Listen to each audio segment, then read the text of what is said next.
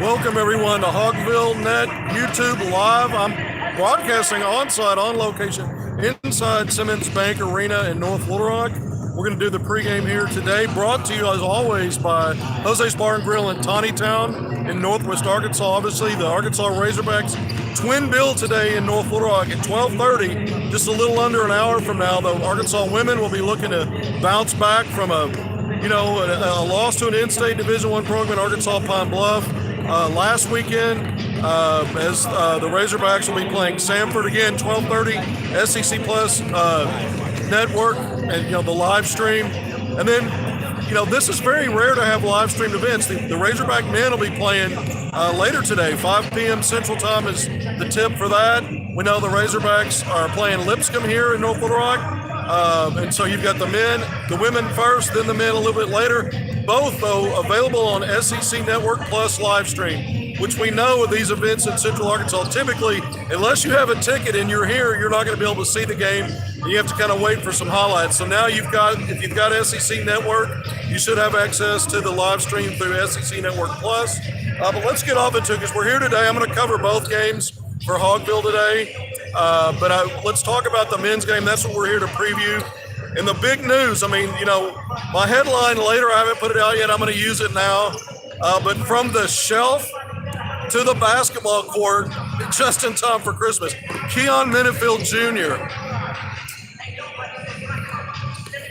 Keon changes his team for the better. Boy, I can barely get his name out, and the comments are starting to roll over.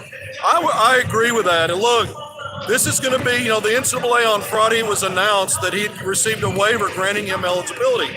When we went back, you go back in the spring, he was the first. Arkansas would end up having 7 players out of the transfer portal. The first one off the board. First one. And then about 10 days later, he took his first official visit, his only visit to Arkansas. So he committed sight unseen before visiting. We know he moved on campus with everybody else. And then we had to be kind of cute and dance around some of the stuff because I will not publicly talk about academics or injuries unless the family of the player, or the University of Arkansas goes into those realms. So all we did was report that Arkansas might end up with 14 players, and one of those would be a non-scholarship player. There was still some things being sorted out with Menifield, Bayfall, and maybe another player. But at the end of the day, it was Menifield who was classified as a non-scholarship redshirt. So what did that mean? Well, he could practice with the team. He's been doing that. When you watch pre-games or if you're at games, you see him engaging with his teammates. He's on the court. He's in warm-ups, obviously not in uniform. He's a big part of this team already in everything, all the prep, all the team function stuff. He just hasn't played in games. He's on Arkansas's benches in games. So this is to get his eligibility after 10 games. Arkansas, we know it struggled out of the gate 6-4. This is huge news, especially when, look at my preview story that I put out a couple of days ago on Hogville. I really went through, I kind of did an autopsy on all the problem areas because there's a lot, especially when you got your butt whipped against Oklahoma in your last outing last weekend on a neutral court in Tulsa. The second time that's happened, by the way, in the last 3 years with Muss getting ejected. But there's a lot to fix. It wasn't just that game. We're talking 6-4 for a team that started 3-0 and ranked 14th, as high as 14th in the Associated Press poll. Nowhere near the polls right now. Not even sniffing, bracketologies much, if at all. Kind of out of that picture right now when you project those things. Outside the top 100 in net. So there's a lot of things that Arkansas has, when you get in those situations with the expectations the Razorback had, that you figure need to be fixed, and you can look at both sides of the ball. Well, one of the things is certainly offensively Arkansas has been lacking is good ball movement, a floor leader who's consistent. They've worked with L. Ellis now through preseason in 10 games. To me, on both ends of the floor, that's been a glaring problem for Arkansas as a lead guard spot. Layden Blocker, who's been a spark for Arkansas, the true freshman out of Central Arkansas. He'll be making his Central Arkansas debut as a Hog today, by the way. We'll see if he's in the starting lineup. But, he's been really good for Arkansas with energy plays, 50-50 ball plays, hustle plays, attacking the basket, attacking the paint and rim when you're talking about getting downhill to the basket for offense and scoring, also hitting the glass at both ends. sometimes hitting the offensive glass. Arkansas gets out of floor balance, and it's transition defense. And, Blocker's had his share of freshman mistakes, but he's been probably Arkansas, when you look at lead guard, averaging less than 2.5 assists per 40 minutes. He's a willing passer. It just hasn't led to a lot of facilitating and easy looks for teammates. I don't think he's a true point guard. Menifield somewhere in between a solid combo guard and a true point guard. I think he's the closest thing to a guy that can play with pace as a lead guard, facilitate. Last year as a freshman at Washington in the Pac-12, he was all league, named to the all freshman league, 10 points per game, a little over 3 assists. Did some other things, well. And a guy that shot, when you look at his shooting numbers, not great, low 40s from the field. 1 out of every 3 3-pointers that he took, 33%, and just under 70% of the free throw line. So you're going to hope in year 2, now that he's available to play, can he increase and improve on some of those efficiency numbers? Because his quickness, his length at 6'1", his ability to get around defenders is a little bit different than how Blocker does it, but now you've got 2 young guards who give Arkansas a little more explosiveness in that backcourt. I think that's one thing Arkansas has been lacking is A to B burst, quickness, and I would even say that Menifield brings a quick twitch, left and right, east and west shiftiness to his game that no other Arkansas guard necessarily brings to the table. So there's that. So I think he's going to help Arkansas from a facilitation standpoint. This team has been awful front line and backcourt for the most part. Defensively, when you talk about defending the perimeter, which this team is usually good at, I can't speak to where Menifield's going to help there yet because I need to see more than a red-white game where there was barely any defense played and a portion of practice where he looked good in spots in all of those areas. But again, it was a very small sample size, and it wasn't against live bullets.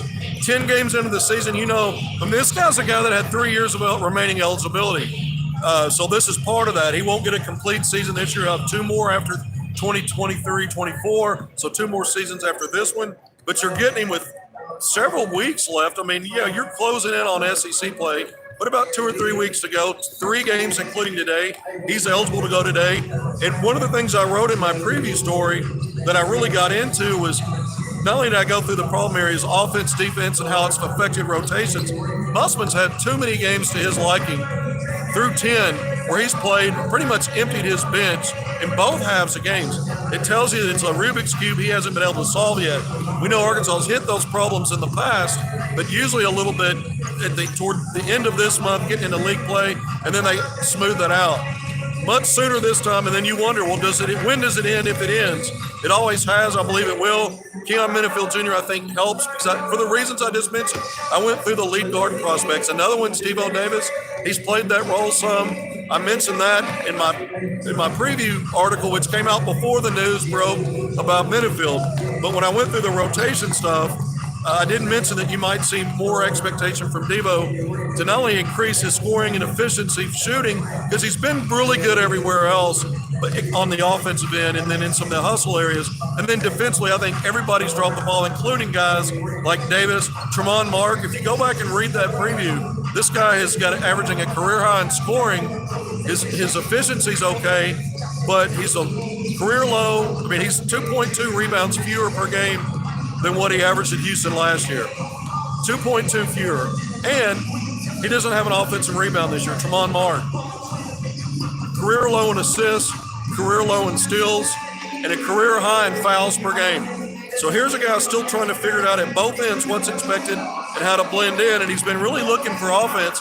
And though you like the 16 points per game, he's a guy that's a dribble drive guy, a lot of pound the ball to get to his spots. And Arkansas desperately needs, I wrote this, they're gasping for better ball movement. And so I think it's not just about how you change the rotation, but how you repurpose some guys to maybe focus on areas they need to get better at and give Arkansas more at both ends of the floor for some of those guys that you're not going to be able to take out of the top rotation. There's just some you're not. Trevor Brazile played only 15 minutes against OU. Didn't put up, scratched in the scoring column, didn't get a lot of stats there. We know he was dealing with an ankle injury. He didn't practice early part of the week.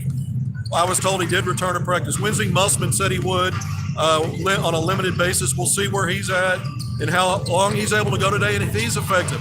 He's got the capability of being a double-double guy. But to me, sometimes his motor's fully on and then sometimes it's not. It's inconsistent. maybe injuries and coming back from a knee that he was out for almost a year and then tweaking his ankle. That all probably plays into that a little bit mentally as a guy's trying to get himself fully back in the swing of things. Don't assume just because you're 10 games in that somebody should be fully back. So keep an eye on that. What does Arkansas do with Blocker? Does Blockers make a start today in front of the hometown crowd? Does Musselman go with a small ball lineup and maybe Opinions in there as another wing, as a 6'5", 6'6" wing, and you're trying to stretch the floor with a gravity floor spacer and maybe see what he can do in the hometown. Or maybe he gets more minutes or more of a role even if he doesn't start. I'm speculating. I don't know the answer to that. And I didn't go there with Pinion in my preview article. It's things I've been thinking about. But I think, again, it's very intriguing when you look at now the availability of Keon Menifield Jr. Arkansas effectively has, if this will be the first time this season, if he plays today, which I expect he will, that all 14 players are available. And it's sort of I've been talking about the diversity of skill set at every position, the depth. And you go, well, how good is it really with the struggles Arkansas's had? Look, Arkansas's had some really good teams that struggled for long stretches, 5, 6 games. This one can still write its own chapter like that. And certainly you want to be better moving toward the middle of the season through March than early. I know that sounds like excuse making, but there's proof in the pudding, not 1, not 2, but 3 consecutive years. I'm not predicting that's going to happen, but I feel like it probably will happen. I think that's more likely than not, and we'll admit we're wrong if it turns out a different way. But I do think Arkansas right now, having all hands on deck. We'll see how healthy Brazil is. We really haven't talked about Mark's injury. He missed the Duke game. Arkansas beats a top 10 ranked team, now counting as a quad 1 win, by the way. Duke's won a couple of, I think 2 or 3 games since that Razorback game and have moved into the net top 30, which qualifies it because Arkansas hosted that game in Bud Walton Arena, now qualifies as a quad 1 win. Arkansas is 1-3 against quad 1 opponents, 1-1 against quad 2, and then they're 4-0 against no, they have no results in quad 2, 1-1 in quad 3, and 4-0 against quad 4. So what does all that mean? Well, not great right now because I went through some of that when we started this out. But thank you again. HogvilleNet YouTube Live, thank you for joining me for the pregame. I'm here very early inside Simmons Bank Arena as I'll be covering the women's game, which will tip around 12:30. In addition to the men's game later on this evening, I'm here all day. Got out. By the way, let's get into some other stuff here as we talk about this matchup at Lipscomb. This is a team that's 7-5. It's got a winning record. It's got 4 losses this season to teams by double-digit margins. It's coming off a win after a loss. It split its last 2 games, but coming off a 7-point win over Tennessee State last weekend, just like Arkansas played last Saturday, a week between games. That victory for Lipscomb came last Sunday. So both teams have had time to rest, heal up, prepare. Arkansas's had its struggles in this facility over the years. I think they're 12-9 here since this arena opened under Musselman, 2-1. We know 2 years ago, Hofstra came in here and upset the Razorbacks. Last year, Arkansas had no problem with Bradley, and the first time Musselman brought a team in here in his first season, Arkansas had to overcome a big deficit and a game that went to the wire to beat a really good mid-major in Valparaiso with all these mid-majors have two or three really good players. A lot of times some of these guys transfer from high major schools for a different opportunity to be more of the man or the featured player. So you can never look at these games and assume anything, especially here. This game, by the way, according to NCAA and NED and the quad system and the valuations, counts as a home game. I disagree with that. It's not a home game. Yes, so you're going to have more fans here for Arkansas. You probably had more fans in Tulsa for Arkansas, and that counts as a neutral site game.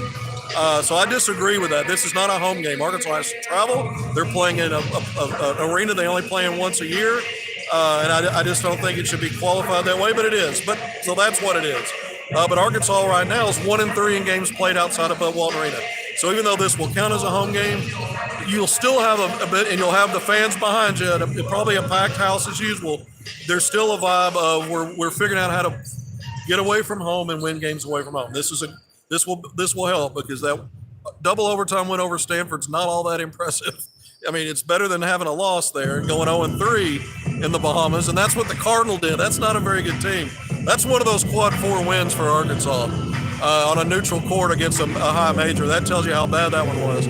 All right, so Arkansas's got Lipscomb today. This is another one of those. They've played several mid-majors. When you look at Old Dominion, Greensboro obviously beat Arkansas in Fayetteville. We won't spend time talking about that. But then when you looked at Furman, this is another mid-major that's got a high-octane offense, just over 80 points per game. It's a team that's shooting 36% from three, so top 70, top 60 in Division I. Making 9 per game, that's top 50 in Division I. Shooting about 26, 27 threes a game.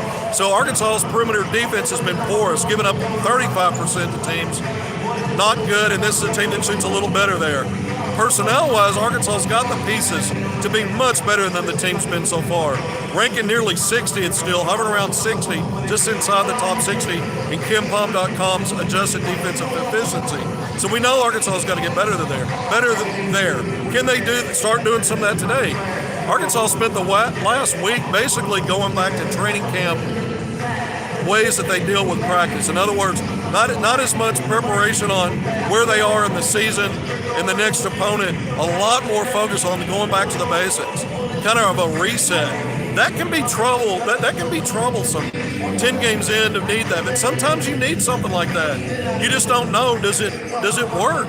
Does it get guys' attention? Does it get more buy-in? Are they able to get guys to wrap their arms around maybe seeing themselves a little differently in terms of role and what they're supposed to do when they're on the court? Maybe they're fit in the rotations a little different. I didn't mention Caleb Battle. Is there a chance we see him in the starting lineup? I don't know. I mean, I like him in that 6-man spot. He seems comfortable there. Arkansas, when you look at the end of the day with all of its struggles, leads, typically wins the bench scoring battle. You're like, what does that matter? Well, I think it matters a little bit because Arkansas, when it does have some slow starts to games, a guy like him can help you turn things around really quickly. And it's a role he's been in before he came to Arkansas. Maybe he's just more comfortable there. We'll see if they tweak that. But Caleb Battle, want to see more from him and every player defensively, but much more. I mentioned Brazil. We really didn't talk about Graham's performance. Graham was a bright spot against Oklahoma. Probably, Makai Mitchell put up some decent numbers relative to his playing time and what was expected of him. But I thought Graham was probably Arkansas's best player when he all around, certainly on the front line when you talk about energy, put back dunk, blocking shots. Yeah, he got beat. His assignment integrity is not always great, but at least he showed recovery and blocked a couple of shots. Got some deflections. Ended up, I think 4 or 5 for the field, had 8 points. So we know he can give Arkansas a little bit of offense, but can he do the dirty work? Can he be blue collar? Can he check some of those boxes? There's just not enough of a sample size this season. He missed those 4 straight games, by the way, against Greensboro and then out in the Bahamas. So, that was obviously, you can look at Arkansas's depth there. But I stand by my statements that this team is quality in the personnel. They may not have a lot of NBA talent like last year's team did, but they've got really good college talent. Can they come together and get this together on both ends of the court? That's really where we're at. I'm a little bit surprised at how dysfunctional it's been this long with a group that experienced. But maybe that's experience is a double-edged sword because they got a lot of years under their belt, either playing a certain way like Tremont Mark in a very high-level winning program and having to learn new things and get adjusted, and then other guys that maybe haven't won as much, and it's just taking them longer to really understand all the nuances of what it takes to win. Maybe that's part of it. So, when we're looking at this from, both left and right, offense, defense, there's been a lot of dysfunctionality and a lot of lack of cohesion. And I think you've still got 3 games in December to help figure some of that out as you move forward and get ready for SEC play, because that comes awfully fast. January 4th, Arkansas hopes at home against an Auburn team that right now would count as a quad 1 win. Top 30 in net. I mean, that's a good team. Then you're on the road for Georgia and Florida. Good teams. Then you're back home against an A&M team that some think would win the SEC this year. Another, opportunity maybe for a quad 1 win there. So you've got, it gets serious and it gets real in SEC play. Plenty of time to pick up quality wins, but before you can get there, you got to start playing quality basketball against mid-majors, because we know Arkansas struggle in this building. I just went through that recent history, and it even extends way beyond Eric Musman, but also against Greensboro at home. What we've seen against Oklahoma, where Arkansas was thoroughly beaten at both ends for most of the game. It was pretty back and forth the first 15 minutes, but you had a sense that Oklahoma was going to be able to sustain some really good basketball, and Arkansas just hasn't shown the ability. That's why they haven't been able to blow teams out even when they win by 12, 14. They can't even really put together a 20-point win of late. You go back to that Alcorn State game in the season opener, that was a long time ago. It seems like it didn't happen. The Purdue, no one wants to talk about that anymore. But aside from Duke, Arkansas's beaten a top 5 ranked team on its home court. It didn't count, but that was a team trying to win that game with all hands on deck. So going through all of that, we know from more than just, at least those 2 games and stretches of other games that Arkansas has the pieces. Put them together now. Again, I went through some of Lipscomb stuff. Good 3-point shooting team, volume 3-point shooting team. This is a team defensively, it's usually middle of the pack when I looked at it across the board defensively, or bottom 3rd or bottom 4th of Division I in some of the defensive categories. The one thing this team doesn't do is foul a lot. Not a lot of fouls, less than 14 per game. So consequently, teams aren't shooting a lot of free throws. One of Arkansas' strengths on offense, outside of improved 3-point shooting, when the ball's moving, that is getting to the free throw line. Once again, top 5 in both free throws made, free throws attempted when you look at across the board in D1. Efficiency's not where I think it should be for this team, a little over 71%, a little better than last year, but mediocre in Division I. Arkansas needs to get better there because Arkansas is a team that fouls a lot, and they can't grow margins to offset some of their other problems on offense. They need a large margin in free throws attempted, and they need a good enough percentage so that when their margin on attempts is good, if their percentage is low and the other team is shooting at a high percentage, then they start squeezing that margin down and what that translated to in scoring. So Arkansas needs to find a way to get better there, and that's been the strength of the offense so far. 34% from 3, you'll take that all day long. That's top half of the NCAA. Arkansas's biggest problem is only just under 12 assists per game, just over 12 turnovers. So they're upside down in the assist to turnover ratio. That's never good. When you look at Arkansas's losses, only 7 assists per game. And it tells you that not only has the defense been having letdowns guarding the perimeter, Arkansas is a high volume shot blocking team, but doesn't always close out positions, even on some of the blocked shots with a possession. Give up offensive rebounds, some off blocked shots, some off just not getting to 50-50 balls off a long carom. So I can go, and all this is in the preview story, but I went through specifics on all of it, where Arkansas's got to tighten up. And I think when we've seen Arkansas lose, 2 years ago, that Elite 8 team lost 5 games in 6. 2 of those were against Oklahoma, got blown out by 22. Then the Hofstra and North Little Rock got beat at both ends. Kind of reminds you of the Greensboro game, but it came in December. And then they beat Elon back in Fayetteville before getting into league play. Elon was the worst Division I team, blew them out, and then lost its first 3 SEC games before getting things turned around. So, we know they started 2-4 in league play for the first Elite 8 team, which I think is Musselman's best team, and they ended up rattling off 11 SEC wins in a row, and then won their first SEC tournament game. So a big winning streak there. Now that team went to Elite 8. Last year's team bumping along with injuries. Brazil lost early. Nick Smith Jr. in and out, played less than half the season, and it was a team that kind of struggled at different times throughout the season, but had a big 5-game winning streak, kind of got on a roll in the middle of league play, and picked up, including that big quad 1 win at Kentucky, a 15-point win.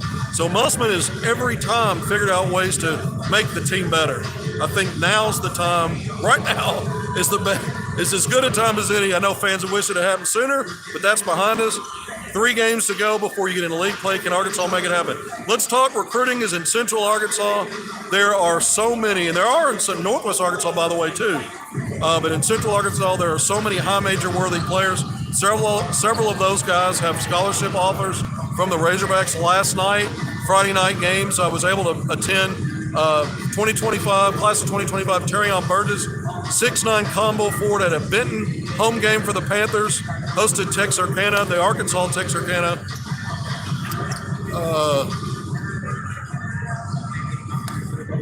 Sorry, I'm some of these comments and I can't even see them without my glasses on. But it was a blowout win, 70-37. I got to catch the first quarter of that. Arkansas had an assistant coach in, Michael Musselman, to watch Terrion play last night. And Burgess ends up with another double-double. I think he's had one in every game except one. 18 points, 14 rebounds, a couple of blocks, 3 or 4 steals. just stuffs the stat sheet every game. Didn't play the fourth quarter, but I got to see the first quarter of that game before I had to get out of there. And then you had Anthony Ruda, one of Arkansas's assistants, in Maumelle last night for class of 2026. I think he's going to end up being a 5-star, but it's Jacob Lanier, 6'5", 6'6", combo guard, can play the 1, 2, or 3, smooth operator. I think he's going to end up a 5-star, and if they don't evaluate him that way, we got a problem. And I think he's going to continue to develop on that frame, and he's got wild arm length, wingspan. And he's got dribble drive craft. He's got great court awareness, high floor IQ, sets guys up. I mentioned Burgess, a double-double machine with that 6'9", explosive long strider. These are high major guys. Burgess is ranked 33rd in the country, according to Ruda was there to watch him. I guess we lost the connection there for a second. I hope you're back with me. And then one more thing as far as last night. So Ruda got to see Lanier in Maumelle take on Bologna in Maumelle. And I was told Keith Smart was in Conway for the John Stanton Classic. A great field of teams every year for that tournament in Conway. The Wampus Cats host that. As far as that's their, it's not on. It's every year at Christmas, holiday season, and it usually is going on. Like there are games today. It's always this time of year when Arkansas is playing in Central Arkansas. So I'm not there watching games, but it started last night. Keith Smart was there to see Jashawn Andrews, the 6'6" wing at Little Rock Christian Academy, taking on a really good Bryant team with multiple Division I talents. So Smart got to see a lot of really good players in that game. But Andrews, a double-double last night as a sophomore. This young man is chiseled. He's light. He's got the quickest feet I've seen for a guy that's bowed up already at 15 years old. Very big. He's going to continue to get stronger. He looks like a college senior right now. But he's explosive. I love his dribble drive game and those quick feet.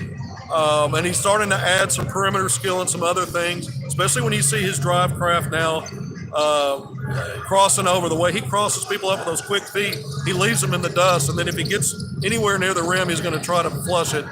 But he can finish with finesse too, and he can finish left or right. And he is a lefty, but you'll see him also, his stroke from three is starting to come around. I got to see all these guys very recently, including Burgess last night. I didn't get to see Lanier and Andrews last night, but Arkansas's coaching staff out in force yesterday. Your three bench coaches who are able to go out and see recruits did that, and you make the most of your trip down to Central Arkansas.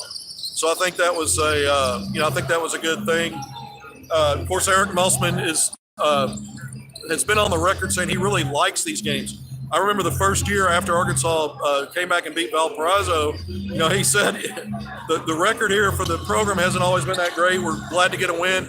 But he loved the environment. He said it felt like an NCAA tournament atmosphere. And that's part of the reason why I do feel like this should be counted as a neutral site. Because even though Arkansas has the fan advantage, you're playing away from home, and it does have that vibe. When you travel for tournaments, you're leaving your home campus. And you're having to deal with hotels and all kinds of other stuff that you're not used to. And then you play in front of a big crowd in a game that's hotly contested like that.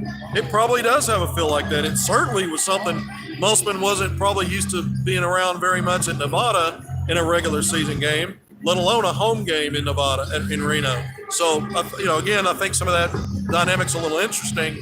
But Arkansas always makes the most of these trips down here when you talk recruiting. I normally see the Arkansas coaches out at the high school games around here because the high major talent is here. All the names I mentioned have Arkansas offers. By the way, back to 2025, Isaiah Seeley, 33 points last night, a home win for Springdale over a team out of Kansas City.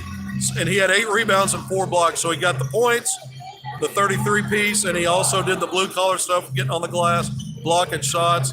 But another top 35, ESPN has him ranked 47th in the country for that class of 2025. So a high-level 4-star, a guy that's got an Arkansas offer, another big guard, 6'5", 6'6", play the 1, 2, or 3. And he's a guy that's gotten much tougher physically in the last year. That's what I've really noticed. The soft skills have been there. The ability to facilitate, see the floor. Guys like he and Lanier are really good in that way. As is Andrews. Andrews is not really going to be, if he continues to develop, maybe you can play him a little bit at the lead guard. More of a 2-3, But again, all these guys have high floor IQs. When you watch Keyon Burgess in high school right now, they're playing him a lot off the ball. He's having to get his production kind of playing off the ball a lot. He is skilled at 6'9". I think he's a true 3-4. You can't be called a 3-4 unless you can defend threes at the next level. I think he can defend threes and sit down on twos and maybe some ones defensively if he has to switch or in certain scenarios. So he's a 3-4. I'd like to see more on the ball in high school right now than he is. But, I'm not going to second guess what the coaching staff's doing. I'm just saying what I would like to see because I think he can be even better right now, as good as he's been with the ball in his hands a little bit more, initiating some things. But anyway, so high-level guys, Arkansas staff out to see him. All right, we're 30 minutes in. I'm going to keep it at 30. I want to thank everybody for joining me at HogvilleNet YouTube Live for our pregame. I know I kind of meander. I didn't have an outline in front of me, kind of running through some stuff. I might have left somebody out or some talking points out. I tried to get to most of it. But we're going to have a post. I know we're going to do that right after the game concludes. Some point we'll do the post-game press conference just a few feet away from where I'm sitting, not far away. Get that over with and get back out of here. I'll have a game story out, the first version anyway, so you'll be able to get some of the important details that maybe from that. We're going to have some extras tonight because Keon Menifield Jr.'s again with the team and ready to play. That's the headline, right? Let's not bury the lead. We talked about it to start. We're going to talk about it again. Aside from needing a win, needing to play better, we also have the intrigue of Keon Menifield Jr. now. How does he factor into that? How much does he play today? What does the rotation look like? Where does he, what are expectations for a guy in his first game? What should they be high? All of those things we're going to talk about after the fact, after the game, because we'll have answers to how it played out. Again, thank you for joining me at HogvilleNet YouTube Live. Thank you, my pregame sponsor once again, Jose's Bar and Grill in Tawnytown, where we do all of our home Fayetteville games, if they're not played on Mondays, from on location at Jose's Bar and Grill in Tawnytown. Until post game, see you then.